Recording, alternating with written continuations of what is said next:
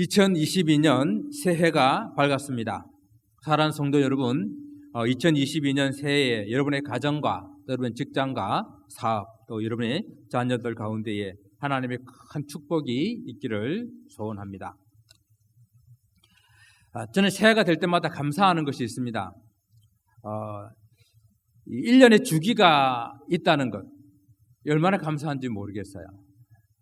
우리가 늘 이렇게 연초에는 계획을 하잖아요. 또 연초에는 잘해보겠다고 결심을 하잖아요. 또 그것이 또 이렇게 또 사그러지기도 하고, 또 어떨 때는 좀 결심하고 잘 이렇게 하다가도 또 때로는 넘어지고 실패하기도 하고 이러는데, 또 한 해가 이렇게 바뀌면서 지난 한 해를 한번 돌아보기도 하고, 또 그리고 좀 흐트러진 마음들을 다시 한번 수출일 수도 있고, 때로는 낙심하고 또 실패해서 낙심하고 또 마음이 상한 그런 부분들도 다시 이 용기를 내고 일어날 수 있는 그러한 것들이 이 새해를 통해서 이루어질 수 있다는 것이죠. 그래서 이 새해가 있어가지고 뭔가 좀 새롭게 시작할 수 있다고 하는 것은 우리가 하나님으로부터 놀라운 그런 기회와 또 새로운 희망을 갖는 것이다 생각하기 때문에 새해가 있다는 것, 365년 주기가 있다는 것 함께 감사하다 이런 생각을 했습니다.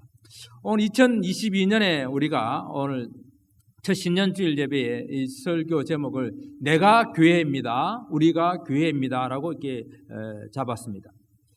교회란 무엇인가라는 이러한 질문은 우리가 많이 이렇게 하고 또 이미 또 식상할 정도로 많은 질문들을 받아가지고 우리 성도님들도 이제 교회 하게 되면은 교회 정의를 잘 이렇게 정리하여 알고 있는 것 같아요. 그래서 이제 뭐 교회 하게 되면은 십자가가 세워지는 이 건물을 교회라고 생각하는 분들이 이제 많지 않는 것 같습니다. 우리가 교회가 뭐냐 알아갈 때에 이제 뭐 교회의 정의를 한두 가지씩 이렇게 알고 있는데, 우리 교회는 뭐 그리스도의 몸이다. 예? 그리스도의 몸이다. 또 히브리어로 에다다, 카리다라는 말을 이해하면서까지 하나님의 백성이다. 이렇게 정의를 내리시는 분들도 있고, 또 헬라어 에클레시아라는 건 단어를 또 이해하시면서 부름받은 사람들의 모임이다. 이렇게 우리 교회 정의를 많이 공부하고 또 우리가 알고 있습니다. 그런데 문제는 뭔가 하면요, 우리가 교회가 무엇인가 하는 정의는 이제 지식적으로는 알고 있어요. 그런데 그 교회가 무엇인지를 알고 있는데 교회답게 살지 않고 있다는 것이 문제인 것이죠. 교회가 무엇인지 그 정의를 배우고 공부하고 아는 것도 중요합니다. 그러나 더욱더 중요한 것은 그것이 그냥 지식으로 남아만 있다고 한다면 아무런 소용이 없다라는 것이에요. 그렇게 되게 되면은 교회에 가서 말씀 듣고 교회에 가서 성경 공부하고 또 교회에 예배 보러 가는 곳, 여전히 교회가 그냥 장소로 건물로 남아있을 수밖에 없어요. 자, 교회가 우리가 그리스도의 몸이라는 것으로 우리가 알고 있다고 한다면은 정말 내가 그리스도의 몸의 한 지체로 살아내야 돼요. 그래서 그 교회의 지체로 내가 살아낸다는 것, 그리스도가 교회의 몸의 머리시고 내가 그 지체라고 한다는 것을 인정한다고 한다면은 우리는 그 머리 대신 주님께 순종하고 복종하는 삶을 살아야 돼요. 주님께서 오늘날 이 땅에 교회에게 명령하시는 것이 무엇입니까? 땅끝까지 이르러 내 증인이 되라라고 말씀하고 있지 않습니까? 우리는 그런 주님의 지상명령, 유언과 같은 지상명령을 정말 우리의 삶 가운데에서 정말 실천하고 있는가? 성령이 너에게 임하시면 너희가 권능을 받고 예루살렘과 사마리아 땅끝까지 이르러 내 증인이 되리라 라고 말씀하셨는데, 주님, 교회가 그리스도의 몸입니다. 그럼 주님이 머리이십니다. 나는 그 지체입니다. 그런데 그 머리에 명령을 우리는 순종하고 있지 않다라는 것이죠. 주님께서 이 땅에 교회를 세우시고 하시고자 했던 그 주님의 뜻, 그 주님의 계획, 그 계획이 무엇인지를 깊이 묵상할 수 있기를 바랍니다. 또한 두 번째는 우리가 교회가 그리스도의 몸이다라고 말했을 때는 각각 지체로서의 그 맡은 사명이 있다라는 것을 분명히 기억해야 됩니다. 각각 지체로서의 그 감당해야 될 사역이 있다라는 것이죠. 고린도전서 12장 12절을 보게 되면은 몸은 하나인데 많은 지체가 있고 몸의 지체가 많으나 한 몸같이 그리스도도 그러하니라라고 이야기하고 있습니다. 교회를 그리스도의 몸으로 비유했는데요. 사도 바울은 사람의 몸의 지체가 여러 가지가 있는데 그 지체가 각각 맡은 역할이 있는 것 같이 성도들도 교회 안에서 각각 맡은 그 지체로서의 사역, 사명이 있기 때문에 그 역할을 다 해야 된다라는 것을 강조하고 있습니다. 여러분, 우리가 몸이 때로는 건강하다, 때로는 몸이 건강하지 못하다라고 이렇게 말을 하잖아요. 몸이 건강하다는 것이 무슨 뜻일까요? 우리 몸에 있는 모든 기관들, 지체들이 다 제 역할을 잘 할 때에 건강하다라고 하는 것이죠. 그런데 어느 한 부분이 망가지고 어느 한 부분이 멈춰서 있고 어느 한 부분이 막혀 있고 어느 한 부분이 눌려 있고 이런 것을 우리는 건강하지 못하다라고 말하잖아요. 우리가 교회가 각각 지체로서 여러분 한 분 한 분이 눌려 있지 않고 막혀 있지 않고 내가 해야 될 일을 잘 하는 그런 교회, 그 교회를 건강한 교회다라고 이렇게 말하는 거거든요. 저는 나름대로 이런 또한 자부심이 갖고 있는데 뭔가 하면은 우리 교회는 교인 숫자에 비해서 새벽 기도를 많이 나온다. 제 나름대로의 자부심이에요. 그런데 더 욕심은 뭔가 하면은 우리 교회가 20명 성도가 있다고 하면은 20명 전체가 다 나오는 게 저는 꿈이에요. 교회 가고자 하는 방향으로 모두가 다 함께 가고 주님이 생각하는 그 모습으로 우리가 다 함께 달려가는 그런 교회. 그런 교회를 만들어 가야 되는 것이죠. 그것이 건강한 교회인 것입니다. 한 몸을 이루는 지체끼리 서로 경쟁하고 싸우는 것 얼마나 의미 없는 일입니까? 자기 몸을 해야 하는 것이거든요. 정말 새해에는 서로 협력하고 그리고 건강한 그런 교회를 우리 함께 만들어 갈 수 있기를 바랍니다. 자, 우리가 또 교회의 정의를 말할 때 교회는 하나님의 백성이다라고 이렇게 말합니다. 히브리어의 카할, 에다라는 그런 단어이죠. 그러면은 우리가 하나님의 백성이, 교회가 하나님의 백성이다라고 말하면은 우리는 하나님의 백성답게 우리가 감당해야 될 그 의무를 다해야 되는 거예요. 한 나라 백성은 그 한 나라 안에서 살아가려고 하고 백성이라는 그 이름을 가지려고 하면은 그 나라에서 주어진 의무를 다해야 되잖아요. 우리가 하나님의 나라에서 세상 나라에도 그것을 감당하기 위해서 애를 쓰는데 하나님의 나라의 백성으로서 하나님 나라가 우리에게 주어진 의무, 그것을 감당하기 위해서 애를 쓰시는 그런 한 해가 되기를 바랍니다. 여러분, 어떤 것들이 있을까요? 하나님의 백성이라고 한다면 하나님 나라의 의무로서 주일 성수해야 돼요. 그리고 우리가 예배를 온전히 드려야 돼요. 그리고 하나님의 명령인 전도를 해야 됩니다. 그리고 우리가 교회 안에서 서로 힘들고 어렵지만 서로 봉사하고 섬기는 일들을 해야 돼요. 그리고 정말 힘들고 어려운 성도들을 바라볼 때에 진심된 마음을 가지고 서로 위로하는 그런 교제가 있어야 돼요. 이러한 것들이 내가 우리 남가주 예수사랑교회의 하나님의 백성이라고 한다면은 내가 이런 것들을 감당하는 것이 의무라는 거예요. 의무. 한번 깊이 생각을 해보시기 바랍니다. 또한 우리가 교회의 정의를 말할 때에 교회는 부름받은 사람들의 모임이다. 에클레시아. 밖에서부터 불러서 모아놓은 사람들이다라고 하는 그런 정의를 우리가 이해를 한다고 한다면은 우리는 주님의 분명한 목적을 가지고 우리를 부르심에 대한 그 부르심을 생각을 해야 돼요. 분명 모든 사람 한 분 한 분을 주님께서 소명을 가지고 불러주셨다는 사실을 기억을 해야 된다는 이야기입니다. 자, 우리가 부름을 받았다고 한다면 나를 부르신 분이 누구신가를 분명히 알고 그 부르신 분을 기쁘시게 하는 삶을 살아야 돼요. 우리가 사도 바울이 이 교회의 이 정의를 설명하면서 우리 그 하나님의 그 부르심을 받은 군사로 비유를 하잖아요.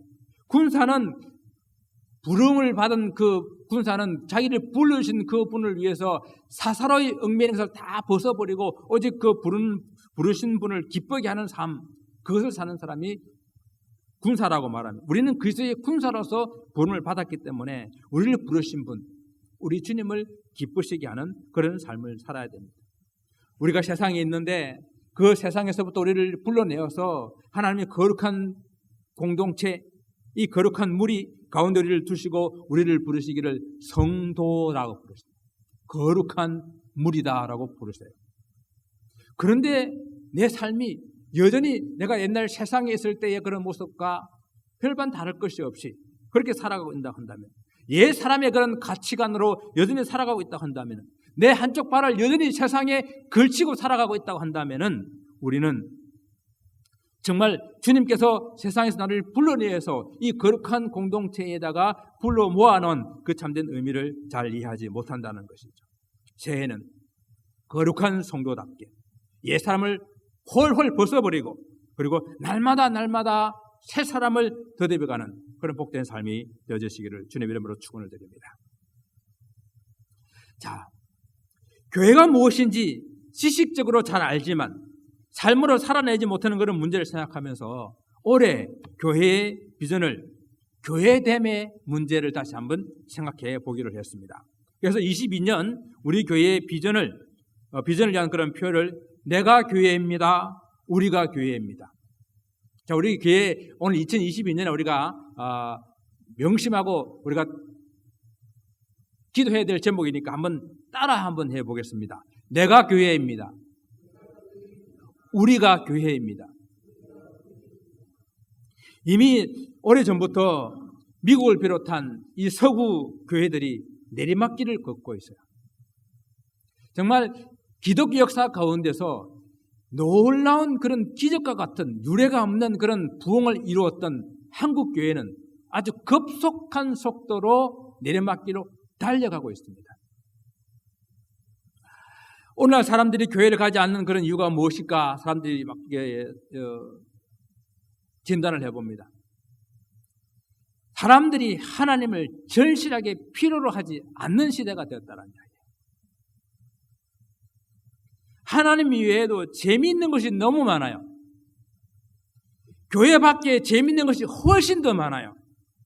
하나님 없이 살아가는데도 아무 지장이 없는 것 같은 생각이 매일매일 들어요.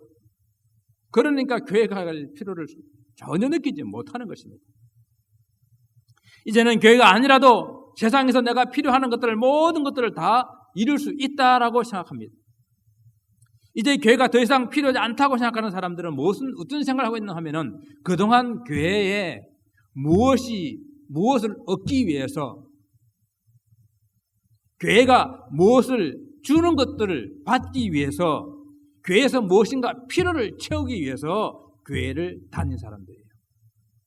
그래서 더 이상 교회가 나에게 줄 것이 없으니까, 필요를 채울 필요가 없으니까 안 나오는 거예요. 자, 초기에 이민교회를 한번 예를 들어서 설명을 해보겠습니다. 이민사회는 교회 중심으로 이루어졌어요. 그죠? 그래서 누구든지 이민을 오게 되게 되면은 그가 하나님을 믿든지 믿지 않든지 교회를 나오는 것이 대부분 일상이었습니다. 왜? 교회 나와야 정보도 얻고, 교회 나와야 집도 구하고, 교회 나와야 직장도 구해요. 그래서 교회를 나옵니다. 그러다가 1년, 2년 지나면서 좀 정착되게 되게 되면은 그런 필요만을 원했던 사람들은 교회를 떠나요. 그게 우리 이민사회 역사잖아요. 그죠? 여러분 많이 경험하셨죠? 교회를 무엇인가를 나에게 필요를 채워주는 곳으로 생각하고 나왔을 때에 이제는 더 이상 교회가 나의 필요를 채워주지 못한다고 생각할 때는 교회를 떠난다라는 것입니다. 교회는요, 내가 필요한 어떤 것을 얻기 위해서, 필요한 그것들을 채우기 위해서 다니는 곳만은 아니에요. 현대사회는 사람들이 필요한 것을 세상이 다 채워주고 있으니 교회에 다닐 필요가 없다, 이렇게 진단하는데 많은 부분이 맞는 것 같아요. 오늘 이 시대의 문제는 뭡니까? 교회를 다니는 사람들은 또 숫자는 어느 정도 있는데 그 속에 참된 크리스찬, 참된 신앙인이 없다라는 것입니다. 그래서 이런 문제를 고민하던 시애틀 형제교회의 권준 목사님께서 이런 책을 썼어요. 교회에 다니지 말고 교회가 되라. 그냥 교회를 다녀서는 10년이 되고 20년이 되어도 성령께서 원하시는 주님께서 원하시는 그 열매를 맺을 수가 없다라는 것이에요. 잎만 무성하지 열매 없는 무화과 나무처럼 된다라는 것입니다. 제가 지난번 가디나에 살 때에 1년 반밖에 안 살았는데요. 그 집에 포도나무가 있었어요. 아니, 여름이 다가오는데 보니까 포도나무에서 막 줄기가 막 나오는 거예요. 제가 신이 나가지고 그 줄기들이 뻗어갈 수 있도록 줄을 막 쳐놔놓고 기다렸어요. 그러니까 얼마나 하루 자고 나면은 그 포도줄기가 얼마나 뻗어나가는지요. 근데 웬걸요? 포도송이가 하나도 안 맺는 거예요. 그 다음 해도 또 그랬어요. 그 다음 해도 이번에는 맺히겠지 하고 줄을 다 매놨습니다. 이번에도 역시 많은 줄기들이 정말 하루 자고 나면은 눈에 보이는 것이 이렇게 줄기가 뻗어나가요. 잎이 묵성합니다. 잎이 얼마나 큰지 몰라요. 포도송이가 하나도 안 맺혔어요. 저는 잠시 살았던 그 남의 집에서도 포도가 안 맺히니까 너무 속상한데 우리 주인 되신 주님께서 10년을 기다리고 20년을 기다려도 열매가 맺혀지지 않는다면 얼마나 속상해 하실까요? 그래서 이 시애틀 형제교회 목사님은 이렇게 말합니다. 그러므로 교회를 다니지 말고 교회가 되라. 교회를 다니는 것만 가지고는 안 된다. 교회가 되어야 한다. 교회가 된다고 하는 것은 예수 그리스도의 십자가의 모습으로 내가 변해가는 것이다. 여기에 온 것은 교회에 온 것이 아니라 교회가 되기 위해서 모인 것이다 라고 이렇게 말씀하셨어요.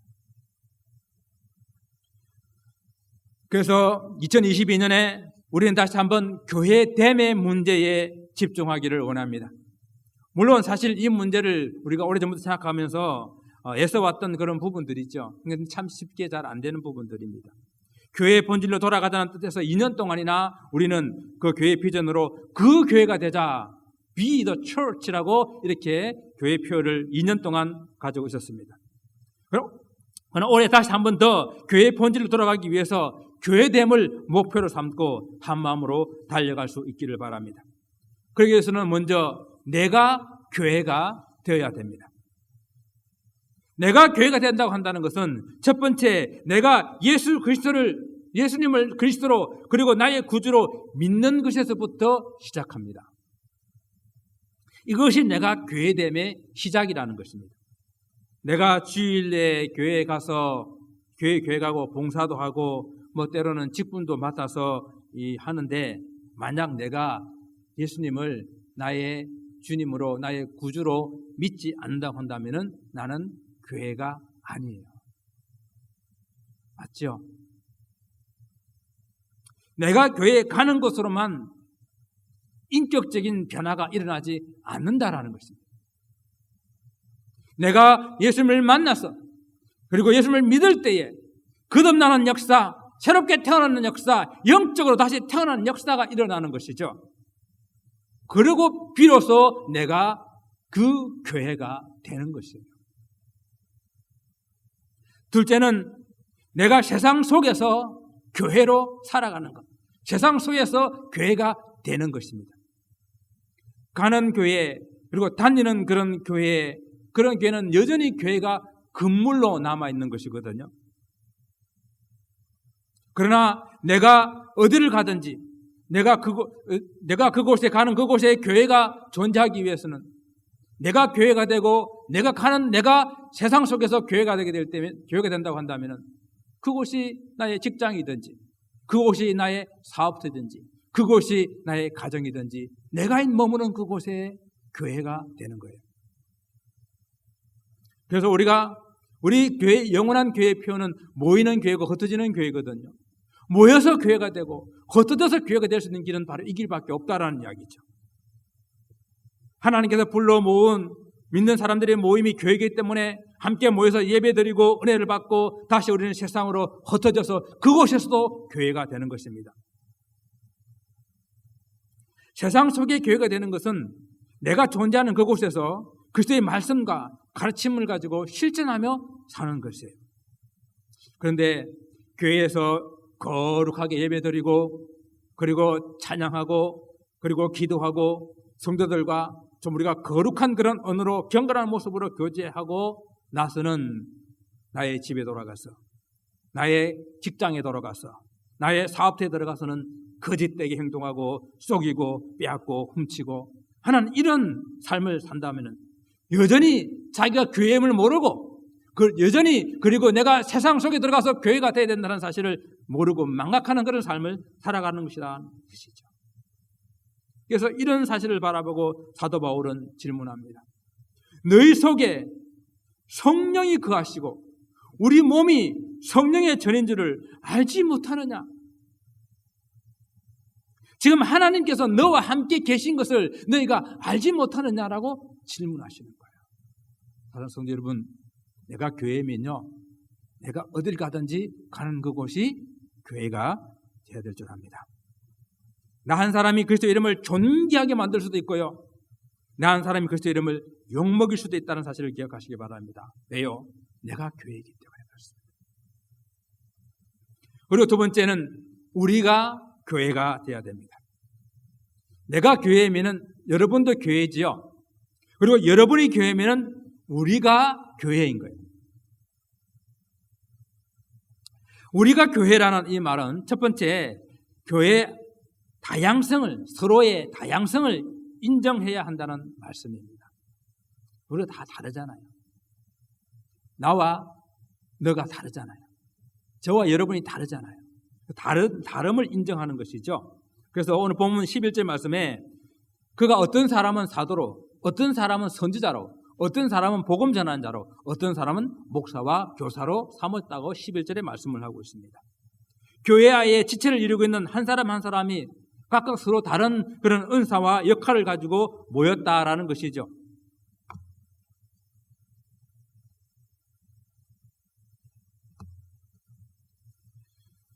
그래서 고린도서 12장 말씀에서는 교회의 몸에다가 이렇게 사람을 몸에다가 교회를 비유했는데, 온전하고 건강한 사람이 정말 사지백교 5장 6보가 각각 자기 위치에서 자기 역할을 잘 할 때라고 말씀드렸지 않았습니까?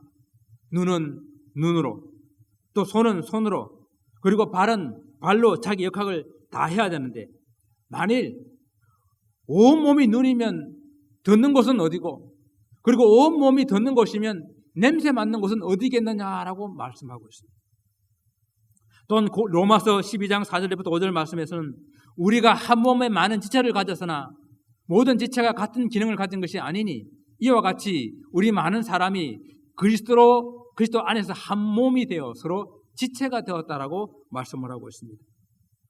서로 다르기 때문에, 서로 온전하고 우리가 서로 다르기 때문에 우리는 온전한 몸을 이룰 수 있고, 또 서로 다르기 때문에 우리는 아름다운 거예요. 여러분 한번 생각해 보십시오. 온몸에 눈이면, 온몸에 귀면은 아름답겠어요?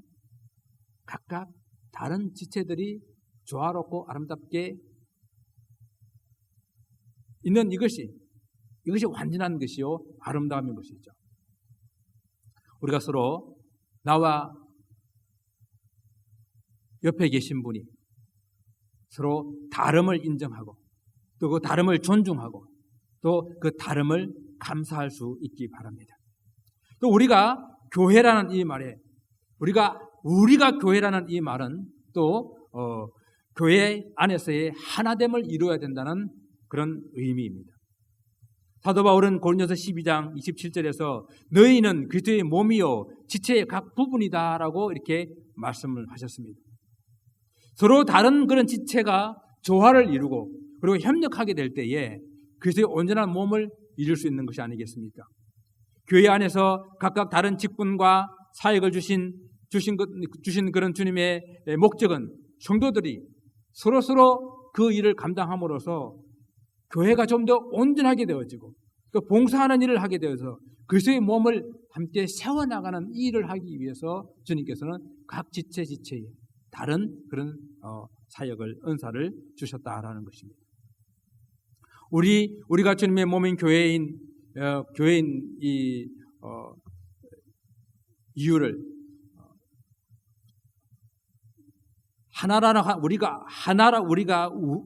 우리 모두가 하나인 교회라고 하는 그런 이유는 가장 이해되기 쉬운 그런 부분은, 우리가 비록 이렇게 따로 떨어져 살고 있고 또 교회를 마치면 각자의 그런 위치로 처소로 돌아가지만은 우리는 서로 하나로 연결되어 있다라는 그런 뜻입니다. 몸이 각 지체가 다 연결되어 있잖아요. 오늘 본문의 이 본문 말씀의 결론 말씀으로서 온 몸이 각 마디를 통하여 도움을 받음으로 연합되고 결합됐다라고 이야기했습니다. 온 몸이 각 마디로 다 연결돼서 결합되어 있는 것입니다. 하나 되어 있는 것입니다.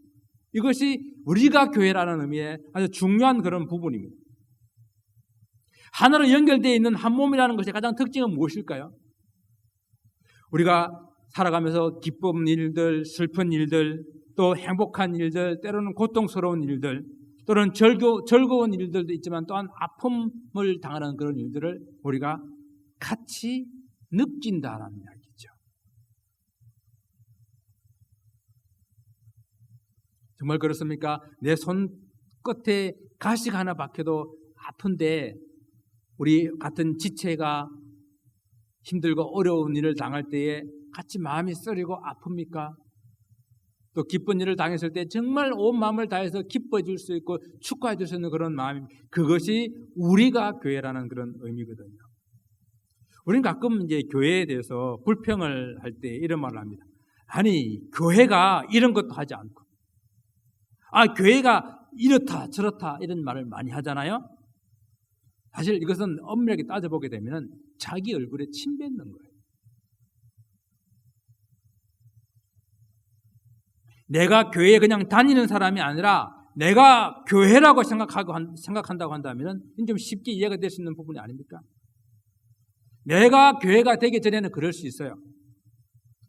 교회가 세상 가운데 덕이 되지 못할 때에 또 교회 잘 다닌다고 하는 사람들이 거짓말하고 속이고 그리고 세상 뉴스에 오르내리는 그런 죄를 짓게 될 때에 손가락질할 수 있고요. 비방하고 욕할 수 있어요.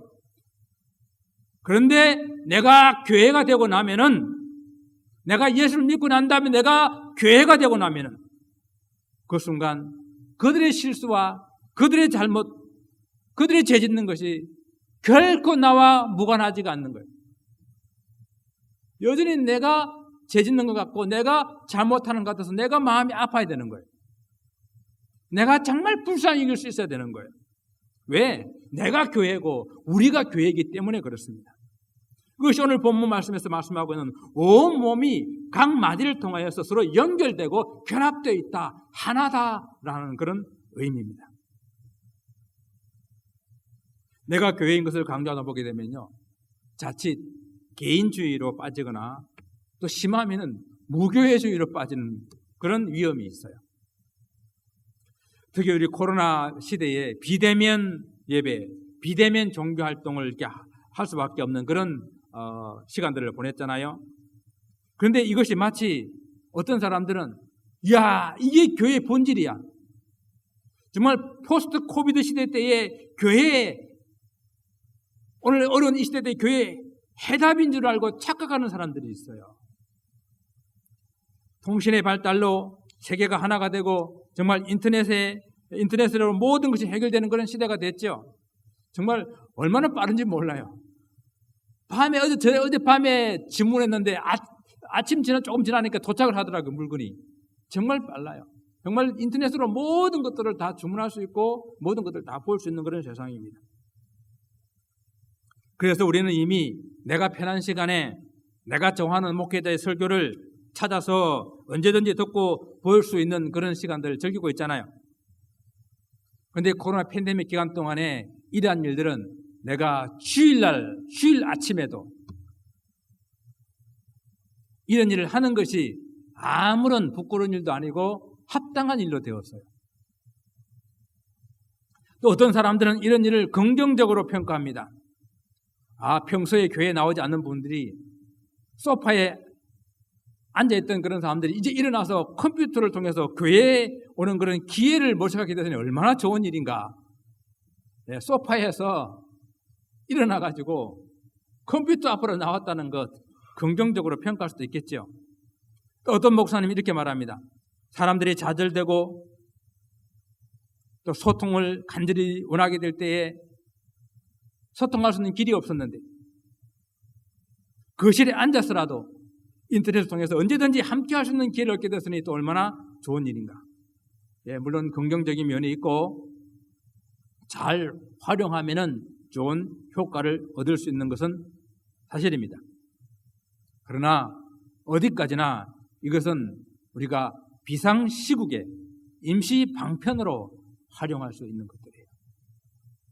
비대면으로 예배를 드려도 정말 내가 교회고 우리가 교회라는 것을 잊지 않았다고 한다면은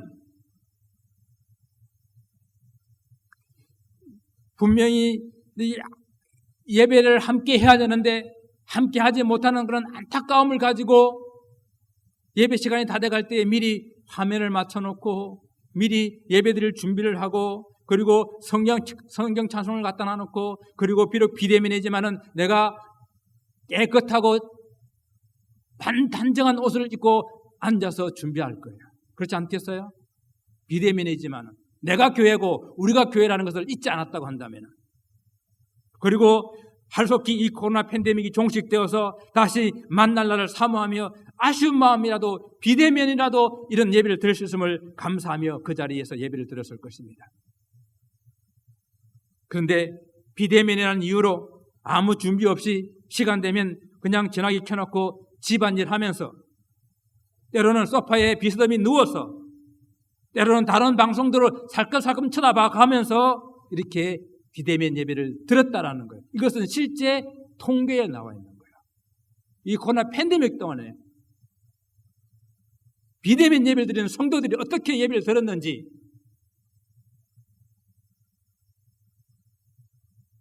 우리 교회도 인터넷 방송을 하고 있습니다. 오늘 방송이 지금 안 나가고 있어요. 제가 되게 많이 속상합니다.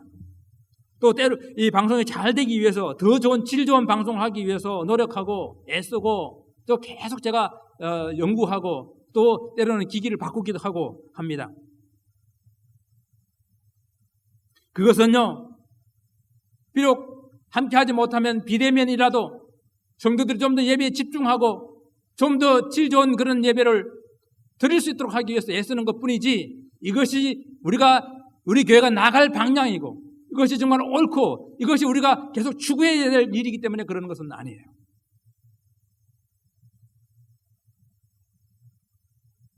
내가 교회가 되어서 교회로 모일 때에 우리는 참된 우리가 교회됨을 이룰 수가 있습니다. 조 위트라는 목사님이 이렇게 말씀하셨어요. 예배에 출석함 없이는 참된 교회를 이룰 수가 없다. 저는 100% 동감합니다. 내가 교회이고 우리가 교회가 되는 중요한 목적은요. 이렇게 모여야만 우리가 그리스도의 장성한 분량에 충만한 데까지 자라갈 수가 있는 거예요. 혼자서는 믿음의 어린아이 상태에서 자랄 수가 없습니다. 혼자서는 사람들의 속임수와 간사한 유혹에 빠지기 너무도 쉬워요. 내가 교회가 되고 우리가 교회가 되어서 우리는 서로 사랑하고 서로 교제하고 때로는 서로 위로하고 격려하며 때로는 넘어지면 이끌어 세워주고 이러한 참된 교제가 있을 때에 우리는 점점 자라서 그리스도의 장성한 분량까지 자랄 수가 있는 것입니다. 사랑하는 성도 여러분, 2022년 주님의 몸된 교회가 그리스도의 장성한 분량까지 우리가 함께 자라가기를 원합니다. 먼저 내가 교회임을 인식하고 내가 가는 곳곳마다 내가 머무르는 곳곳마다 다 교회임을 알고 그곳에서 그리스도의 향기를 나타내시기 바랍니다. 그리고 매주일 모일 때마다 우리가 서로 교회임을 인식하시고 서로 다름도 인정하고 또 우리 서로 하나임을 인정해서 하나님, 우리가 다른 것이 서로의 갈등이 아니라 분열이 아니라 조화하고 협력해서 하나 될 수 있게 하심을 바라며 그렇게 나아갈 수 있기를 바랍니다. 그래서 새해에 정말 우리 교회적으로도 다시 한번 새롭게 일어나서 하나님 기뻐하시는 그런 모습으로 성장해 나가고 또 여러분 가정도 여러분 직장도 사업도 정말 그곳에 항상 주님의 몸된 교회가 함께 있는 그런 복된 한 해가 되시기를 주님의 이름으로 축원을 드립니다. 기도하겠습니다.